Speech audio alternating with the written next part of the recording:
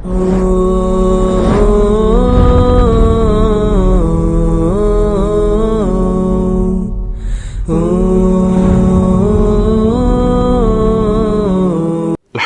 رب العالمین نحمدہ و نصلی علی رسولہ الکریم اما بعد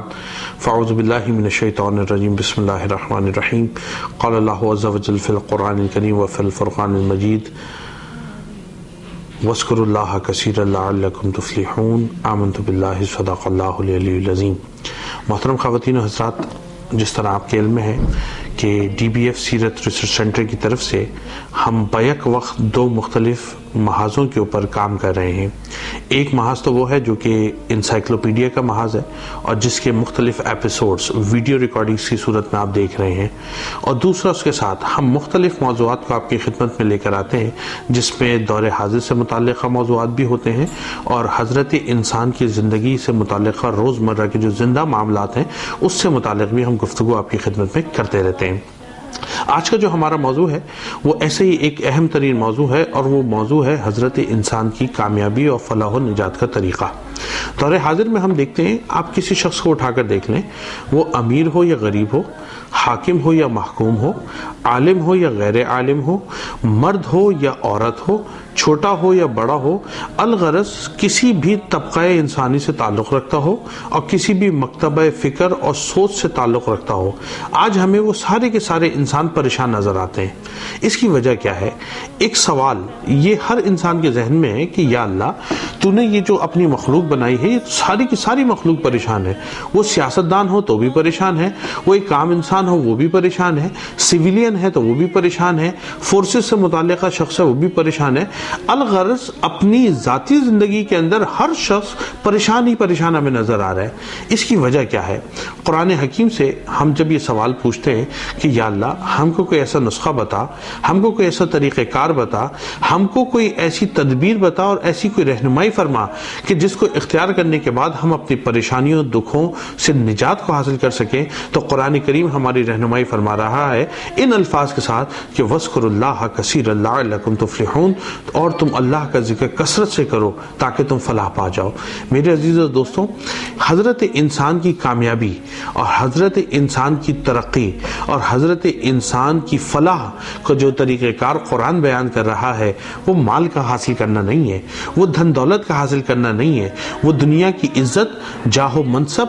شہرت اور مقام کا حاصل کرنا نہیں ہے، بلکہ قرآن ہمیں یہ طریقہ کار بتا رہا ہے کہ اگر تم کامیاب ہونا چاہتے ہو اور یہ کامیابی دنیا اور آخرت دونوں کی کامیابیوں پر محیط چاہتے ہو، تو اس کا طریقہ کیا ہے؟ وَاذْكُرُوا اللَّهَ كَثِيرًا لَعَلَّكُمْ تُفْلِحُونَ، تم اللہ کا ذکر کثرت سے کرو، اپنے رب کو کثرت سے یاد کرو، اپنے رب کا ذکر کثرت کے ساتھ کیا کرو تو تم کامیاب ہو جاؤ گے۔ عزیزو دوستوں، میں نے اور آپ نے دیکھا ہے، تاریخ انسانی اس بات پر گواہ ہے کہ جب جنگ بدر کا وقت تھا تو مسلمانوں کی تعداد فقط 313 تھی۔ یہ 313 صحابہ کرام دشمنان اسلام سے جب لڑنے کے لیے گئے ہیں، تاریخ انسانی اور تاریخ دنیا اور تاریخ اسلام اس پر گواہ ہے کہ یہ 313 صحابہ کرام کی حالت یہ تھی کہ جن میں سے بہت سارے وہ تھے کہ ان کے پاس لڑنے کے لیے تلوار تھی تو وار روکنے کے لیے ڈھال نہیں تھی، جس کے پاس وار روکنے کی ڈھال تھی اس کے پاس حملہ کرنے کی تلوار نہیں تھی، اور بے شمار مجاہدین وہ تھے جن کے پاس نہ تلوار تھی نہ ڈھال تھی، وہ فقط درختوں کی لکڑیوں کو توڑ کر اللہ کے دین کی سربلندی کے لیے اپنے گھروں سے نکلے تھے۔ لیکن تاریخ شاہد ہے کہ جب جنگ بدر شروع ہوتی ہے، دشمنان اسلام کے ساتھ مارکا ہوتا ہے، تو حال دیکھنے میں یہ آتا ہے کہ مسلمان مجاہدین وہ ابھی اپنی تلواروں کو، اپنی لکڑیوں کے ہاتھوں کو بلند کرتے ہیں، ہاتھ بلند ہو کر واپس نہیں آتے کہ دشمن کی گردنیں کٹ کر پہلے گر جایا کرتی ہیں۔ یہ کیسے ہوتا تھا؟ یہ ہوتا ایسے تھا کہ ہاتھ اور تلوار مسلمان مجاہد اٹھاتا تھا، اللہ کا فرشتہ دشمن کی گردن کو کاٹ کر پھینک دیا کرتا تھا۔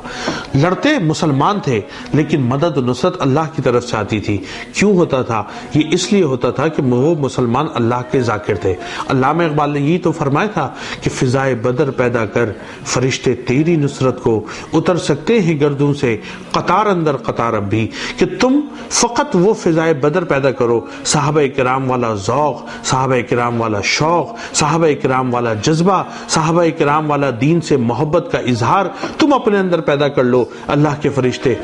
آج بھی تمہاری مدد اور نصرت کو اتر سکتے ہیں۔ میرے دوستوں، اس وقت مسلمان من حیث القوم جن حالات کا شکار ہیں، اس وقت مسلمان اپنی ذاتی اور انفرادی زندگیوں میں جن مسائل کا شکار ہیں، اگر اس کا کوئی حل ہے وہ حل اللہ کا ذکر ہے، اگر اس کے نجات کا کوئی طریقہ ہے وہ طریقہ اللہ اور اس کے رسول کے لائے ہوئے دین کے اندر پنہا ہے۔ اگر میں اور آپ آج بھی اپنا رخ اللہ اور اس کے رسول کی جانب کر لیں، انشاءاللہ تبارک و تعالی ہم دیکھیں گے ہماری ذاتی زندگیوں کے مسائل بھی حل ہو جائیں گے، ہماری اجتماعی زندگیوں کے مسائل بھی حل ہو جائیں گے۔ اللہ رب العزت ہمیں اس حوالے سے سوچ اور فہم عطا فرمائے اور اپنے دین پر عمل کی توفیق عطا فرمائے۔ وآخر دعوانا ان الحمدللہ رب العالمین۔ صلی اللہ علیہ وسلم۔